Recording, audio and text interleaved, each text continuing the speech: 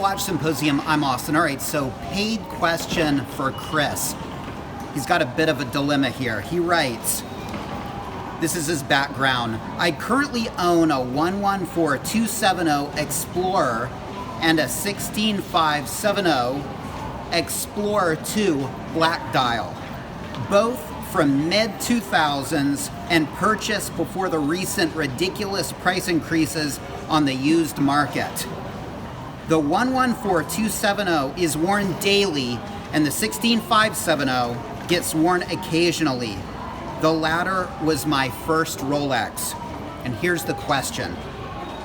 I am considering consolidating these watches and purchasing a 16710 GMT Master II. That's the pre-ceramic GMT Master II. What are your thoughts on this? And do you think the 16710 can replace the 114270 Explorer as a daily wear? Will I regret the understated nature of the 114270 Explorer?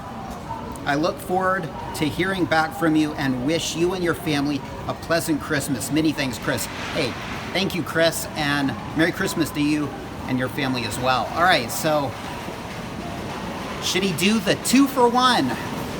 Out the door with the 2 and back with the 1 GMT pre-ceramic. Okay, well, let's first of all talk about what he has. All right, so he has a 114270.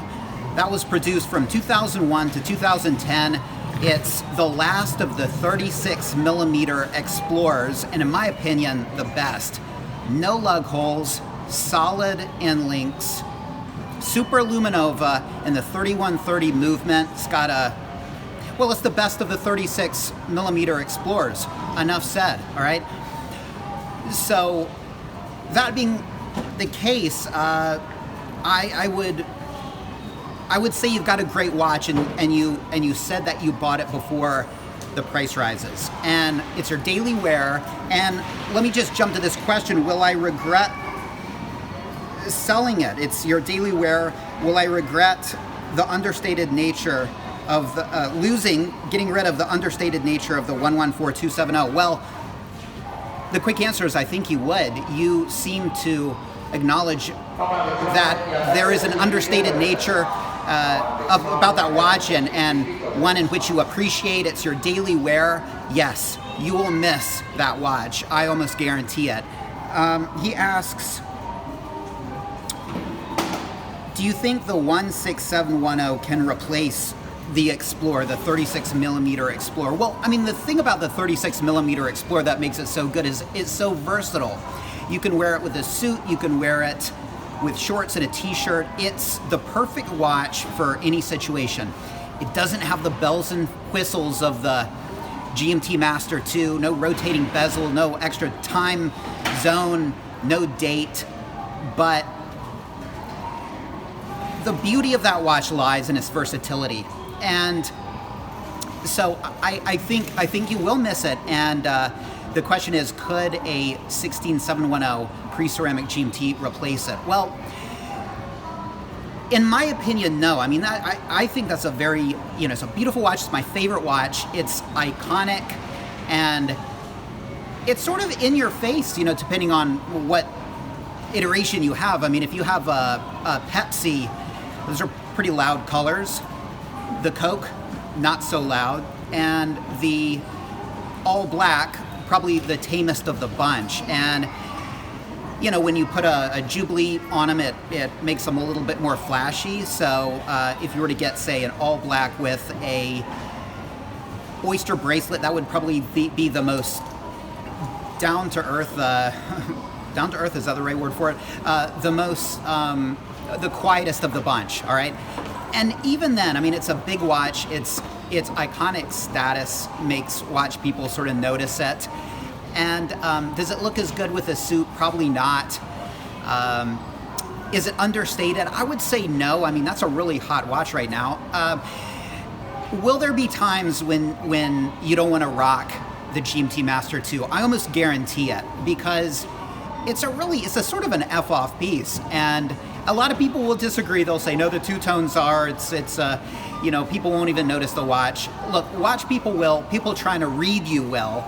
And you will find situations where you think, I just would like something not so punchy as the GMT Master II. And you will look back and regret the loss of that Explorer. I almost guaranteed. I think you know that is the case. But you are drawn to the GMT Master II. Why? Well, it's beautiful. It's iconic. It's a really desirable piece. I think the state of that piece among the minds of many collectors can sort of influence us and make us think maybe that 2-for-1 deal could make sense. I think if you step back, the idea of selling two watches, two perfectly good, discontinued steel sports Rolexes for one, it just doesn't make any sense. But I know what the heart wants when it wants it. So I hear you there. And perhaps you think it would be fun, and you've seen my videos about changing the bezel inserts and getting different bracelets, the Jubilee or the Oyster, and you want to play too, and I hear you. But the 2-for-1 deal, I think is not something I'd do. Let's talk about the options that you have. So you could do the 2-for-1 deal. I think that's a bad idea, and I almost guarantee that you will regret it. Now, another thing that you could do is you could sell your Explorer 2. Now, you have a black dialed Explorer 2, and let me just step back and say that I don't know that I would recommend selling that if it was, say, the white dial. And in fact, I think that's probably what you should have gone for, because it would have given you some versatility as far as dial colors go. And to be honest, I don't really understand the Explorer 2 black dial, 16570, because to me it sort of looks like a crippled GMT. I mean, it kind of looks like a GMT Master II with a black dial. And in fact, there's so many similar parts. It's like the bezel is the only different thing, to be honest, and the writing on the dial. And for that reason, I've never really understood that watch. If you had a Polar, I would say absolutely keep. You don't want to switch out the Polar for another, black dialed watch. But it's not a Polar, so I would be more inclined to say you should sell the 16570 Explorer 2, put in some of your own money, and get the GMT Master II. You could probably sell that watch for $6,000 to $7,000. You would have to put in about $4,000 of your own money, and you could get a GMT Master II. I understand that headwise that doesn't make a lot of sense, but many of our horological moves they don't come from the head, they come from the heart. And so I think if you really want the GMT Master II, that would be a good option. But you say that you have mid-2000 pieces, and I would just make sure that 16570 is not an M serial or a Z serial. It doesn't have the engraved rehaut, and it doesn't have the 3186 movement that they switched to in the last run of that watch, because that would be a very collectible watch. I don't think it is, because that's more towards the late 2000s. But I just would, that would be a deal breaker right there. You wouldn't want to get rid of a 3186 Explorer 2 under any circumstances. Okay, so that's one option. Okay. And the other option, I think, is just to add the GMT Master II. And look, I mean, you bought your watches before the insane price rises, so the idea of going out and dropping 10 grand probably makes no sense. But most of us have missed the boat on the GMT Master II. I mean, I got in with the A serial.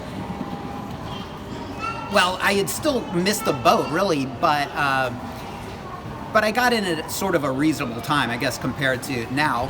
But then I got a P serial not too long ago, so I know what it's like to pay 10 grand for a watch that you could have gotten 10 years ago for quite a bit less.